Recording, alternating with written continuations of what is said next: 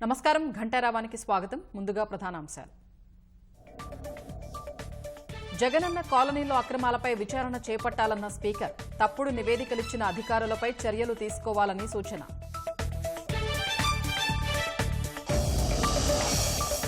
త్వరలోనే land grabbing చట్టం తెస్తామన్న మంత్రి అనగాని. అక్రమార్కులను చట్టపరంగా శిక్షిస్తామని అసెంబ్లీలో ప్రకటన.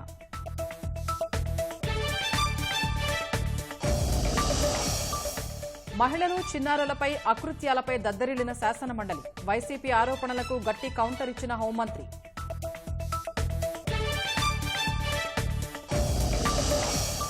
అసభ్య పోస్టుల కేసులో డైరెక్టర్ ఆర్జీవీకి ఎదురుదెబ్బ. కేసును కొట్టివేయాలన్న పిటిషన్ను తిరస్కరించిన హైకోర్టు.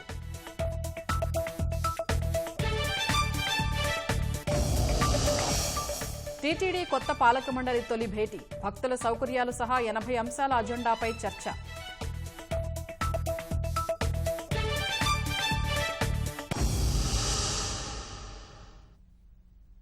మహిళలపై నేరాలు, ప్రభుత్వ చర్యలకు సంబంధించి శాసన మండలిలో అధికార ప్రతిపక్షాల సభ్యుల మధ్య తీవ్రస్థాయిలో వాదోపవాదాలు జరిగాయి. కూటమి ప్రభుత్వంలో మహిళలపై నేరాలు పెరిగాయంటూ వైసీపీ ఎమ్మెల్సీలు వరదు కళ్యాణి, కల్పలత, యేసురత్నం ఆరోపణలు చేశారు. దిశ యాప్ వినియోగంపై స్పష్టత ఇవ్వాలని కోరారు. వైసీపీ సభ్యుల ఆరోపణలపై స్పందించిన హోంమంత్రి వైసీపీ హయాంలో కంటే కూటమి ప్రభుత్వంలో నేరాలు తగ్గాయని సమాధానం చెప్పారు. ఈ క్రమంలో వైసీపీ సభ్యులు జోక్యం చేసుకోగా మంత్రి అనిత వారికి ఘాటుగా సమాధానమిచ్చారు. ఈ క్రమంలో సభలో గందరగోళం చోటు చేసుకుంది. అందరూ ఒప్పుకోవాల్సిన నిజం ఏంటంటే మహిళల మీద అత్యాచారాలు, హత్యలు లేదా లైంగిక దాడులు, లైంగిక వేధింపులు చాలా పెరిగిపోయాయి అధ్యక్ష. ఇప్పుడే హోమ్ మినిస్టర్ గారే చెప్పారు, యావరేజ్ గా 59 కేసులు రోజుకి నమోదయ్యాయి అనేసి. ఇన్ని ఎక్కువ అంటే గంటకి ఇంచుమించు 2-3 మహిళల మీద ఇలాంటి వేధింపులు, అత్యాచారాలు, హత్యలు ఇలా జరుగుతున్నాయనేసి మనకు ప్రభుత్వమే చెప్తుంది అధ్యక్ష. దీనికైతే నేను అనుకుంటున్నాను ఖచ్చితంగా ఇది ప్రభుత్వ వైఫల్యము, పోలీసుల వైఫల్యం అయితే ఖచ్చితంగా ఉంది అధ్యక్ష. గతంలో గత ప్రభుత్వం దిశ యాప్ అని ఒకటి తీసుకొచ్చింది అధ్యక్ష. నిజంగా దిశ యాప్ ఉండేప్పుడైతే ఈ రాష్ట్రంలో మహిళలు చాలా ధైర్యంగా ఫీల్ అయ్యేవారు అధ్యక్ష. బయటికి వెళ్ళినప్పుడు ఎవరైనా అల్లరి పెట్టినా దిశ యాప్ ప్రెస్ చేస్తే SOS బటన్ ప్రెస్ చేస్తే చక్కగా పోలీసులు కొన్ని నిమిషాల్లోనే వస్తారు అని చెప్పి చాలా ధైర్యం ఫీల్ అయ్యేవారు. దానికోసం అనేసి 900 పైగా 2 వీలర్ వెహికల్స్, అలాగే 160 పైగా 4 వీలర్ వెహికల్స్, అలాగే దిశ వ్యవస్థ కూడా జగనన్న తీసుకురావడం జరిగింది అధ్యక్ష. ఇప్పుడు ఆ దిశ యాప్ ఈ ప్రభుత్వం కొనసాగిస్తుందా లేదా నేను అడుగుతున్నాను అధ్యక్ష. గౌరవ సభ్యురాలు మాట్లాడుతూ 59% పెరిగినాయి అని నేనే చెప్పాను అన్నారు.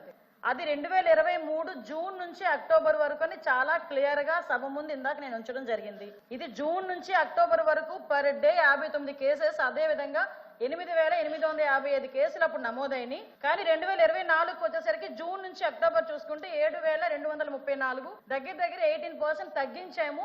కాబట్టి గణనీయంగా పెరుగుదల లేదు అని చెప్పి సమాధానం చెప్పడానికి ఉదాహరణగా 2 చెప్పడం జరిగింది అధ్యక్ష. ఇది మాట్లాడాం. పోలీసుల వైఫల్యం ఇప్పుడు కాదు అధ్యక్ష.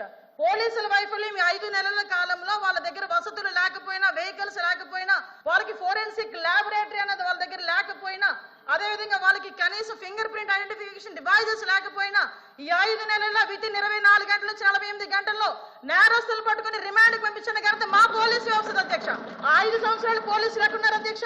తెలుగుదేశం పార్టీ ఇళ్ల దగ్గర పరదాలు కట్టడానికి, చెట్టు నరకడానికి, ఇంట్లో రోడ్డు మీదకి వచ్చేసరికి కాపులాలు కాయడానికి తప్పించి ఏ రోజైనా కనీసం ఒక ఆడపిల్లని రక్షించే విషయంలో దిశ చట్టం చట్టబద్ధత లేకుండా దిశ పోలీస్ స్టేషన్ ఏర్పాటు చేసుకుని రాజమండ్రిలో దిశ పోలీస్ స్టేషన్ ఇదే సభ్యులందరూ కలిపి అప్పుడున్న మాజీ సీఎం గారు జగన్మోహన్ రెడ్డితో కలిపి రిబ్బన్ కట్ చేయించారు అధ్యక్ష. అదే రోజు సాయంత్రం ఒక సామూహిక అత్యాచారం 3 రోజుల పాటు ఒక మైనర్ బాలికని, దళిత బాలికని అత్యాచారం చేసి అదే దిశ పోలీస్ స్టేషన్ ముందు వదిలేసి వెళ్ళారు అధ్యక్ష. పోలీసులకి ఛాలెంజ్ చేశారు అధ్యక్ష ఒక రేపులు చేసే వ్యక్తి. అధ్యక్ష, దిశ యాప్ అనేది ఇంతకు ముందు తెలుగుదేశం పార్టీ గవర్నమెంట్ లో 4th లైన్ అని చెప్పి ఒక యాప్ ఉండేది అధ్యక్ష. దాన్ని కన్వర్ట్ చేసి దిశ యాప్ అని పెట్టారు. నిజంగానే దిశ యాప్ ద్వారా నిజంగానే నేరాలు తగ్గించేసాము, లేకపోతే నేరాలకు సంబంధించి మేము చాలా మందిని పట్టేసుకున్నామంటే రికార్డ్స్ ఎందుకు నేరాలు పెరిగిపోయినాయని చెప్తుంది అధ్యక్ష. ఆ రోజు మహిళా పోలీస్ స్టేషన్ బోర్డులు తీసి దిశ పోలీస్ స్టేషన్ అని పెట్టడం నిజం కాదా అధ్యక్ష? మీ సభ్యులు చెప్పాలి. నిర్భయ చట్టం ఉండి కూడా దిశ చట్టం అని లేని చట్టాన్ని బయటకు తీసుకొచ్చి అక్కడున్న వాళ్ళని ఎవరైతే వాళ్ళు ఇబ్బందులు పడి వచ్చారో, బాధితులు వచ్చారో వాళ్ళని కూడా ఇబ్బందులు పెట్టే పరిస్థితి వచ్చింది అధ్యక్ష. చెప్పండి మంత్రి. 5 సంవత్సరాలు లా అండ్ ఆర్డర్ ఫెయిల్ అయింది, నిజంగానే ఫెయిల్ అయిందండి. శ్రీనివాస్ గారు కూర్చోండి. శ్రీనివాస్ గారు కూర్చోండి. కూర్చున్నారంటే ఇంక నిజంగానే ఫెయిల్ అయింది. కూర్చోండి. ఇప్పుడు వరకు లాస్ట్ క్రైమ్ అవనియండి, ఇప్పుడు జరుగుతున్న ఏ క్రైమ్ అయినా అధ్యక్ష, మనం జనరల్ గా కనుక నేను కేస్ స్టడీస్ కూడా చూశాను అధ్యక్ష. మేజర్ పార్ట్ గాంజాయి, డ్రగ్స్ వాటిని బేస్ చేసుకొని అలాంటి వాళ్ళ పరిస్థితిలోని ఎక్కువగా జరిగిన పరిస్థితి అధ్యక్ష. 5 సంవత్సరాలు గాంజాయి మీద ఒక రివ్యూ చేశాడు అధ్యక్ష మాజీ ముఖ్యమంత్రి. ఈ రోజు గాంజాయిని అరికట్టడానికి దమ్మున్న నాయకుడు, మా నాయకుడు గాంజాయి నార్కోటిక్ టాస్క్ ఫోర్స్ ఈ రోజు తీసుకొచ్చారు అధ్యక్ష. ఈ గవర్నమెంట్ మహిళల భద్రత మీద పెద్దపీట వేసింది. మహిళల భద్రత గురించి ఈ రోజుకి కూడా మేము స్టాండ్ అయి ఉన్నాం.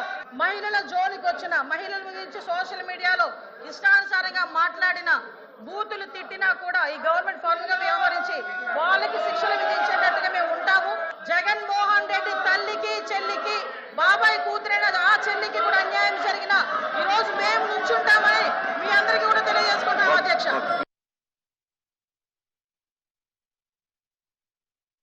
మహిళలపై నేరాల అంశం మీద మంత్రి అనిత వివరణను వైసీపీ ఎమ్మెల్సీలు ఖండించారు.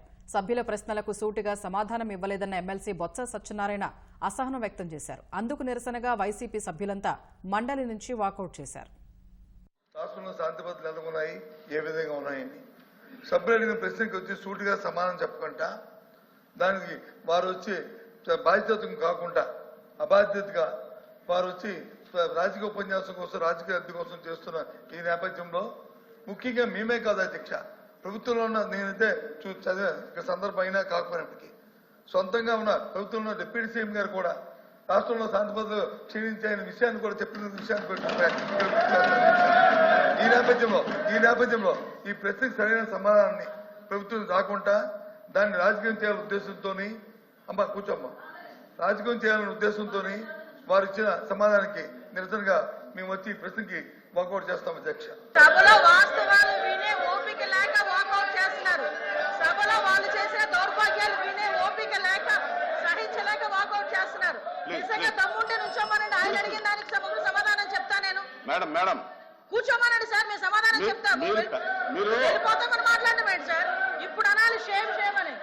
మీరు బాధ్యత గల మంత్రి అయి ఉండి దమ్ము ధైర్యం అనేది మాట్లాడటం కరెక్ట్ కాదు. దమ్ము ఏంటి ఇదేనా? క్షమించండి. ప్లీజ్. శాసనసభకు తప్పుడు నివేదికలు ఇచ్చే అధికారులపై చర్యలు తీసుకోవాలని స్పీకర్ అయ్యన్న పాత్రుడు ప్రభుత్వానికి సూచించారు. ఒక అధికారిపై చర్యలు తీసుకుంటే మిగిలిన వారు దారికొస్తారన్నారు.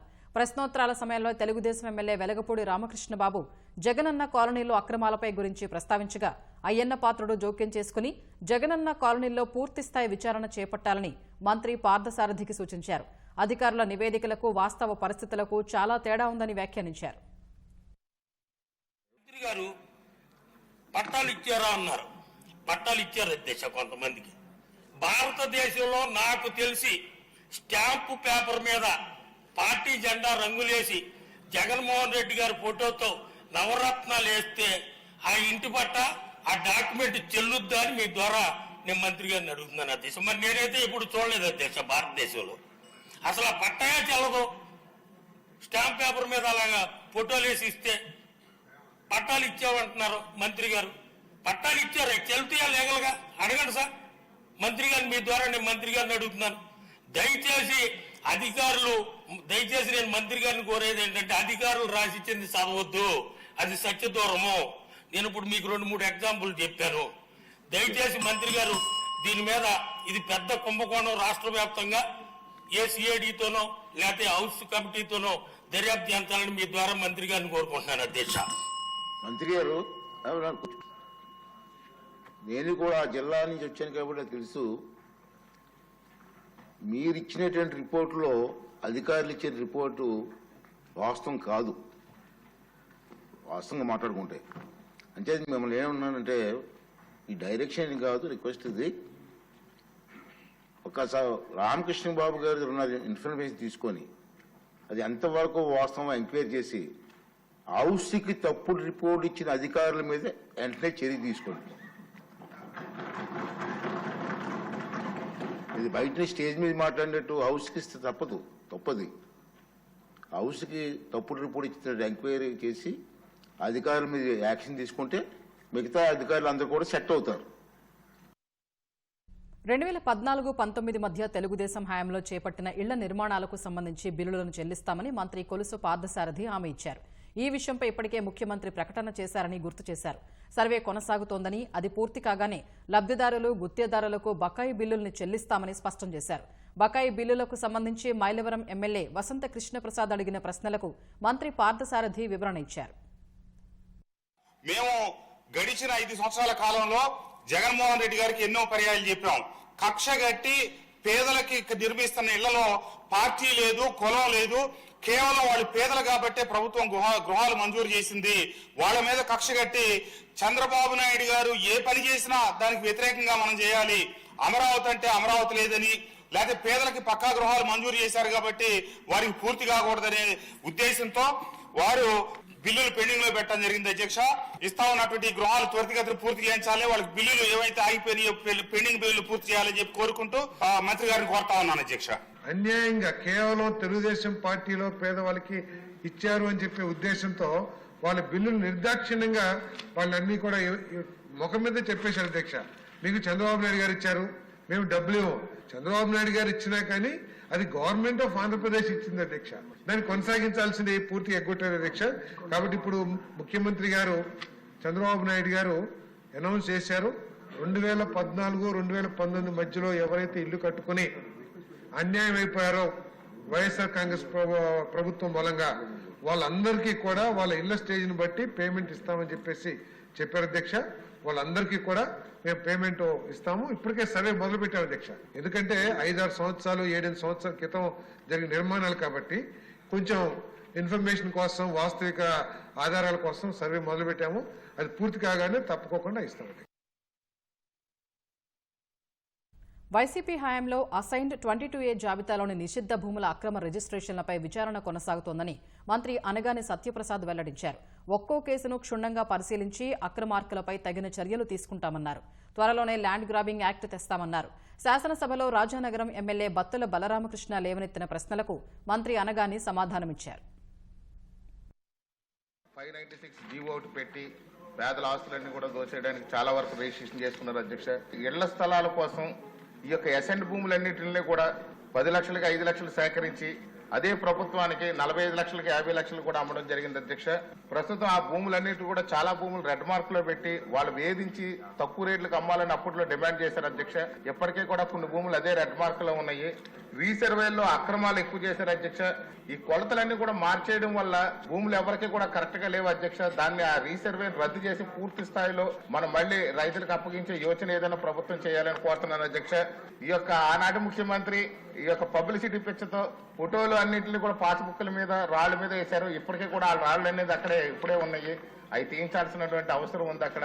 లేకపోతే ఆ యొక్క వేసిన రాళ్ళన్నీ కూడా ఎక్కడ కూడా సక్రమంగా లేవు, కొలతలు మార్చేసేసి వేసిన రాళ్ళు. అధ్యక్ష, దీని మీద కూడా ప్రభుత్వం ఆలోచించాలని కోరుతున్నాను. గత ప్రభుత్వం అధ్యక్ష ఎన్నికల ముందు 6 నెలల ముందు అధ్యక్ష సరిగ్గా నిషిద్ధ 22 ఏదైతే ఉందో అధ్యక్ష, దాంట్లో 9 లక్షల పైచీలకు రాష్ట్ర వ్యాప్తంగా తొలగించే ఒక ప్రతిపాదన పెట్టుకున్నారు. అధ్యక్ష, యాజమాన్య హక్కులు కల్పిస్తున్నాము అని చెప్పి తెలుసుకుని ముందే అధ్యక్ష ఈ యొక్క రాబందుల అధ్యక్ష ఏదో వైసీపీ రాబందులు అధ్యక్ష ముందుగానే అక్కడికి వెళ్ళటం, ఈ అసైన్ అయిన ఉన్నటువంటి వ్యక్తులను బెదిరించడం, ఈ లాక్కోవడం అనేది చాలా పెద్ద ఎత్తున దుమారం లేపింది. ఇన్సైడ్ ట్రేడింగ్ కి పూర్తిగా పార్లమెంట్ నిర్ధారించడం కూడా జరిగింది. అధ్యక్ష, తప్పకుండా దీనిపైన రీవెరిఫికేషన్ పెద్ద ఎత్తున చేస్తా ఉన్నాం. అధ్యక్ష, దాదాపుగా ఏదైతే రిజిస్ట్రేషన్ జరిగినా 25,000 రిజిస్ట్రేషన్ జరిగినాయి, దాంట్లో 8,000 వరకు అన్లాఫుల్ గా జరిగిందని కూడా మా దృష్టికి వచ్చింది. అధ్యక్ష, ఈ 9 లక్షల పైచీలకు ఏది అసైన్ భూములు ఉన్నాయో డాటడు ఇనాం భూములు అన్ని కలిపి 13 లక్షల పైచీలకు, దాంట్లో దాదాపుగా 40% అన్లాఫుల్ జరిగినాయని కూడా తెలుస్తా ఉన్నాయి. అధ్యక్ష, కేసు బై కేసు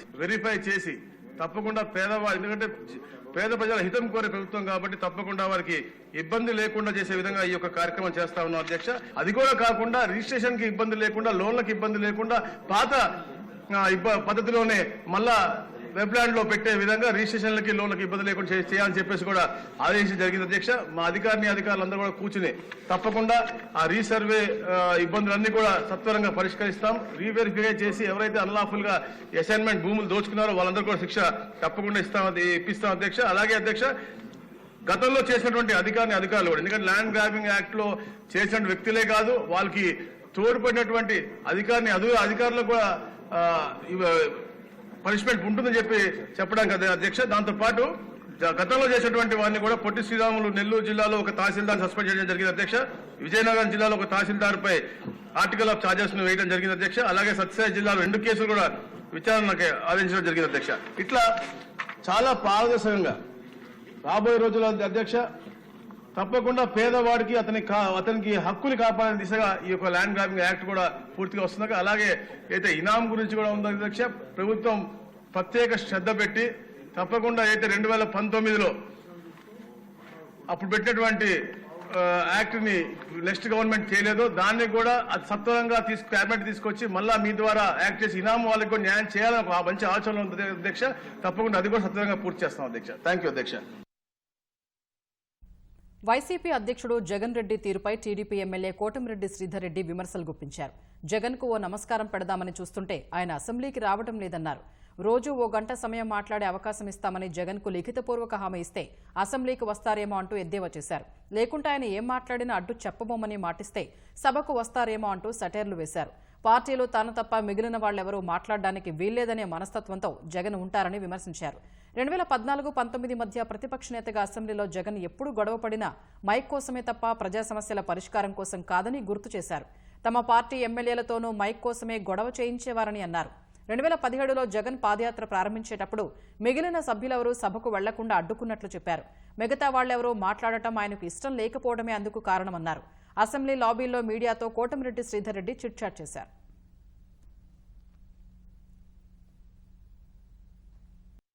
దర్శకుడు రామ్ గోపాల్ వర్మకి హైకోర్టులో చుక్కెదురైంది. ప్రకాశం జిల్లా మద్దిపాడు పోలీసులు నమోదు చేసిన కేసులో అరెస్టు నుంచి రక్షణ కల్పించాలన్న వర్మ అభ్యర్థనను హైకోర్టు తోసిపుచ్చింది. అరెస్టుపై ఆందోళన ఉంటే బెయిల్ పిటిషన్ వేసుకోవాలని న్యాయస్థానం సూచించింది. పోలీసుల విచారణకు మరికొంత సమయం ఇచ్చేలా ఆదేశించాలని వర్మ విజ్ఞప్తి చేశారు. అయితే ఆ అభ్యర్థనను పోలీసులు ముందు చేసుకోవాలని, కోర్టు ముందు కాదని స్పష్టం చేసింది.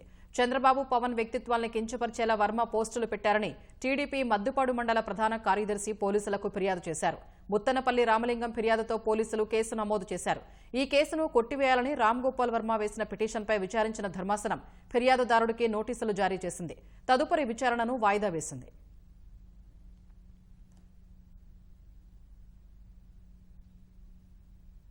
పల్నాడు జిల్లా నాదెండ్ల మండలం చిరుమామిళ్ల గ్రామానికి చెందిన వైసీపీ నేత, మాజీ మంత్రి విడుదల రజని ముఖ్య అనుచరుడు సింగారెడ్డి కోటిరెడ్డిని నరసరావుపేట పోలీసులు అరెస్ట్ చేశారు.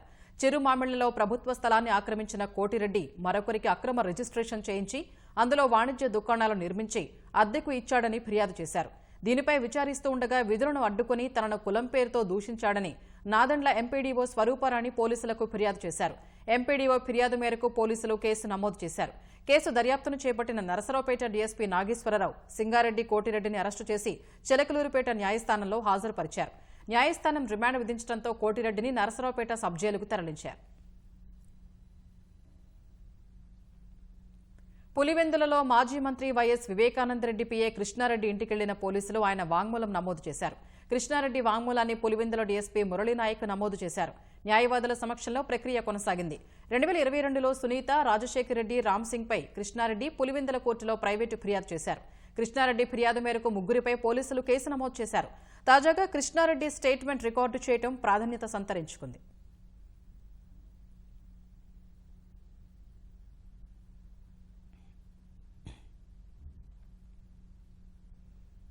ప్రకాశం జిల్లా ఒంగోలు మండలం కొప్పోలు ఆంజనేయ స్వామి గుడి వద్ద జరిగిన ప్రమాదంలో 3 విద్యార్థులు ప్రాణాలు కోల్పోయారు.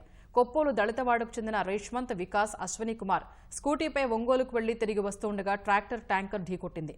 కింద పడిన వారిని తొక్కుకుని వెళ్లడంతో రేష్మంత్ అక్కడికక్కడే చనిపోయాడు. వికాస్, అశ్వనీ కుమార్ ఆసుపత్రిలో చికిత్స పొందుతూ మృతి చెందారు. అన్నదమ్ములైన వికాస్, అశ్వనీ కుమార్ హాస్టల్లో ఉంటూ చదువుకుంటున్నారు. శనివారం సాయంత్రం ఇంటికొచ్చి సోమవారం తిరిగి స్కూలుకు వెళతారు. ఈ క్రమంలో కొత్త దుస్తుల కోసం ఒంగోలుకు వెళ్లి వస్తుండగా ప్రమాదం బారిన పడ్డారు. ఏడాది కిందటే భర్తను కోల్పోయిన వికాస్, అశ్వనీ కుమార్ల తల్లి ఇప్పుడు కుమారుల్ని పోగొట్టుకుని తీవ్ర విషాదంలో మునిగిపోయింది. ఇక రెక్కల కష్టంతో రేష్మంత్ను చదివించుకుంటున్న అతడి తల్లిదండ్రులు కుమారుడి మృతితో తల్లడిల్లిపోయారు.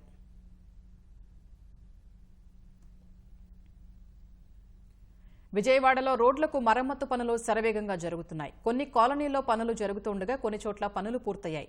శ్రీనివాసనగర్ బ్యాంకు కాలనీలో రోడ్ల మరమ్మతు పనుల్ని స్థానిక ప్రజాప్రతినిధులు, టీడీపీ నాయకులు ప్రారంభించారు. రోడ్లపై గుంతలు పూడ్చడంపై ప్రజలు హర్షం వ్యక్తం చేస్తున్నారు. గత 5 సంవత్సరాల్లో రహదారులన్నీ కూడా గుంతలమయం. దానివల్ల అనేకమైనటువంటి యాక్సిడెంట్లు జరగటం, చాలామంది ప్రజలకి దెబ్బలు తగలటం కూడా జరగడం జరిగింది. కానీ ఈరోజు నారా చంద్రబాబు నాయుడు గారు ఈ రాష్ట్రంలో ఉన్న యొక్క రహదారి యొక్క పరిస్థితులను గమనించి గుంతలు లేని రాష్ట్రంగా ఈ రాష్ట్రాన్ని రూపొందించాలనే భాగంగా ఒక కార్యక్రమాన్ని తీసుకొని రాష్ట్ర వ్యాప్తంగా గుంతలు పూడ్చే కార్యక్రమాన్ని తీసుకున్నారు. అందులో భాగంగానే విజయవాడ నగరపాలక సంస్థ 4వ డివిజన్ పరిధిలో ఉన్నటువంటి ఈ శ్రీనివాస నగర్ బ్యాంక్ కాలనీ నుంచి కూడా ఈ గుంతలు పూడ్చేటువంటి కార్యక్రమాన్ని ప్రారంభించుకోవడం జరిగింది. సుమారు 40 లక్షల రూపాయలతో ప్రస్తుతానికి సిమెంట్ రోడ్ ప్యాచ్ వర్క్లు, అదేవిధంగా బీటీ రోడ్ ప్యాచ్ వర్క్లు చేసుకొని ముందుకెళ్తూ ఉండటం జరుగుతూ ఉంది. అదేవిధంగా భవిష్యత్తులో అన్ని రోడ్లని కూడా సిమెంట్ రోడ్లుగా నిర్మించడానికి కూడా చర్యలు తీసుకుంటూ ఉన్నాము. ప్రస్తుతానికి ఎక్కడా కూడా ఎటువంటి గుంత లేనటువంటి డివిజన్గా కూడా మరి రూపొందించడానికి ప్రయత్నిస్తున్నాం. కాలనీలో అందరూ కూడా ఎక్కువ భాగం 60 సంవత్సరాలు పైబడిన వాళ్ళు ఎక్కువగా ఉంటారండి. మరి మార్నింగ్ చాలామంది మరి మాకు వాకింగ్ ట్రాక్లు కానీ అవన్నీ చాలా తక్కువగా ఉంటారు. చాలామంది రోడ్ల మీదే తిరుగుతూ ఉంటారండి. మరి ఈ గోతుల వలన యొక్క వాకింగ్ చేసేవాళ్ళు చాలా ముందుకు పడిపోవటం కానీ, లేకపోతే వాళ్ళ కాళ్ళు బెనకటాలు కానీ ఇలాంటి ప్రాబ్లమ్స్ వచ్చి చాలా ఇబ్బంది పడుతున్నామండి. కాలనీలో గత 5 సంవత్సరాలుగా ఈ రోడ్డు ప్యాచ్ వర్కులు కానీ ఇటువంటి వర్కులు కానీ ఏమీ జరగకపోవడం వల్ల చాలా ప్రజలందరూ బాగా ఇబ్బంది పడి ఉన్నారు. ఇవాళ ఈ వర్క్ చేయడం అనేది కాలనీ మొత్తం హర్షం వ్యక్తం చేస్తున్నారు.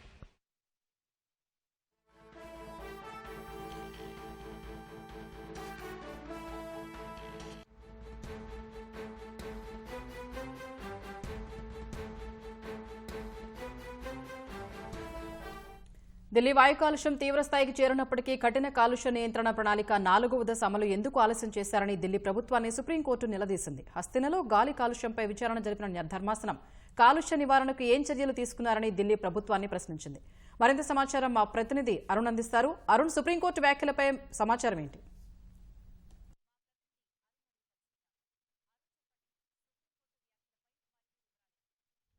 ఢిల్లీలో రోజు రోజుకు పెరుగుతున్నటువంటి వాయు కాలుష్యం తీవ్రత, దాంతో పాటు చేపడుతున్నటువంటి చర్యలపై ఈ రోజు సుప్రీంకోర్టు మరోసారి విచారణ చేపట్టింది. ఇప్పటికే దాఖలైనటువంటి అనేక పిటిషన్ల వ్యవహారంలో గత వారం విచారణ చేపట్టినటువంటి సుప్రీంకోర్టు, గత వారం తొలి భాగంలో విచారణ చేపట్టిన సుప్రీంకోర్టు పలు కీలకమైనటువంటి ఆదేశాలు జారీ చేసింది. ప్రభుత్వాలు ఉమ్మడిగా చర్యలు తీసుకోవాలని, అదే సందర్భంలో పంట వ్యర్థాల దహనం విషయంలో చుట్టుపక్కల రాష్ట్రాలు అత్యంత కీలకంగా వ్యవహరించాలని, దీని ప్రభావం ఢిల్లీ పైన ఎంత ఉంటుంది అనేది అర్థం చేసుకోవాలని, అదే సందర్భంలో స్వచ్ఛమైన గాలి పీల్చుకొని బతికేటువంటి హక్కు ఢిల్లీ ప్రజలకు కల్పించే విధంగా చర్యలు తీసుకోవాలని చెప్పి గత వారం ఆదేశించింది. ఆ తర్వాత ఢిల్లీలో వాయు కాలుష్యం తీవ్రత 300, 350, ప్రస్తుతం 430 వరకు గాలి కాలుష్య తీవ్రత నమూనాలు నమోదవుతున్నటువంటి పరిస్థితి నేపథ్యంలో ఈ రోజు మరోసారి విచారణ జరిపినటువంటి సుప్రీంకోర్టు ప్రభుత్వాల వ్యవహార శైలిపై తీవ్ర స్థాయిలో ఆగ్రహం వ్యక్తం చేసింది. ఢిల్లీలో గత శుక్రవారం రోజు నుంచి స్టేజ్ 3 ఆంక్షలు అమలు చేస్తున్నప్పటికీ స్టేజ్ 4 ఆంక్షలు అమలు చేయడానికి ఇప్పటి వరకు ఎందుకు తాత్సారం చేశారు, 3-4 రోజుల పాటు ఎందుకు ఆలస్యం చేశారో చెప్పాలని చెప్పి ప్రభుత్వాలను సుప్రీంకోర్టు నిలదీసింది. దాంతో పాటుగా ఎయిర్ క్వాలిటీ ఇండెక్స్, గాలిలో కాలుష్య తీవ్రత 300 దాటే వరకు ఎందుకు చర్యలు నిలిపివేశారు అని చెప్పి కూడా సుప్రీంకోర్టు ఈ రోజు ప్రభుత్వాలను ప్రశ్నించింది. దాంతో పాటు ఎక్కువ ప్రాంతాల్లో ఢిల్లీ, సెంట్రల్ ఢిల్లీతో పాటు దక్షిణ ఉత్తర ఢిల్లీతో పాటు మిగిలినటువంటి ప్రాంతాల్లో ఎక్కడైతే బహిరంగ ప్రాంతాల్లో తీవ్రత పెరుగుతూ ఉందో అటువంటి ప్రాంతాల్లో 400కు మించి గాలి తీవ్రత పొల్యూషన్ నమోదవుతున్నటువంటి పరిస్థితుల్ని దృష్టిలో పెట్టుకుని ఎందుకు చర్యలు ముమ్మరమైనటువంటి చర్యలు చేపట్టడంలో విఫలమవుతున్నారో చెప్పాలని, దాంతోపాటు పంట వ్యర్థాలకు సంబంధించినటువంటి విషయంలో కూడా ఎందుకు అలసత్వాన్ని ప్రదర్శించారు, ఆయా ప్రభుత్వాలతోటి ఎందుకు సమన్వయం చేసుకోలేకపోతున్నారనేటువంటి అన్ని ప్రశ్నలను సుప్రీంకోర్టు సంధించింది. ఇప్పటి వరకు తీసుకున్నటువంటి చర్యలకు సంబంధించి స్టేజ్ 3 ఆంక్షలు అమలు చేస్తున్నటువంటి విధానం గురించి, వీటన్నిటి గురించి ఢిల్లీ ప్రభుత్వం తరఫున న్యాయవాదులు సుప్రీంకోర్టుకు వివరించినప్పటికీ అటు కేంద్ర ప్రభుత్వం వైపు నుంచి తమకు ఎటువంటి సహకారం అందించట్లేదు అని కూడా ఢిల్లీ ప్రభుత్వం తరపు న్యాయవాదులు సుప్రీంకోర్టు దృష్టికి తీసుకొచ్చారు. ఇటు రెండు ప్రభుత్వాల మధ్య జరుగుతున్నటువంటి సమన్వయ లోపము, దాంతో పాటు చుట్టుపక్కల రాష్ట్రాలతో ఏర్పడినటువంటి కొంత సమన్వయ లోపాన్ని కూడా సుప్రీంకోర్టు ఈ సందర్భంగా ఎత్తి చూపుతూ ఇదే విధంగా కొనసాగితే ఢిల్లీలో కాలుష్యం మరింత తీవ్ర స్థాయికి వెళుతుంది, ఎమర్జెన్సీ పరిస్థితులు తీసుకొచ్చేటువంటి పరిస్థితి వస్తుంది. అది ఎందుకు తీసుకొచ్చుకోవాల్సిన పరిస్థితి వస్తుందో చెప్పాలని చెప్పి అన్ని ప్రభుత్వాలను సుప్రీంకోర్టు ప్రశ్నించింది. దాంతోపాటు ఢిల్లీ ముఖ్యమంత్రి కూడా కేంద్ర ప్రభుత్వంపై పలు విమర్శలు చేశారు. ఈ నేపథ్యంలోనే తమకు కేంద్ర ప్రభుత్వం నుంచి ఎలాంటి సహకారం అందటం లేదు, చుట్టుపక్కల రాష్ట్రాల్లో చేపట్టాల్సినటువంటి చర్యలపై కేంద్ర ప్రభుత్వం నుంచి ఎలాంటి సహాయ సహకారాలు అందటం లేదు అని చెప్పి కూడా ఢిల్లీ ముఖ్యమంత్రి పలు విమర్శలు చేశారు. రైట్, ధన్యవాదాలు అరుణ్.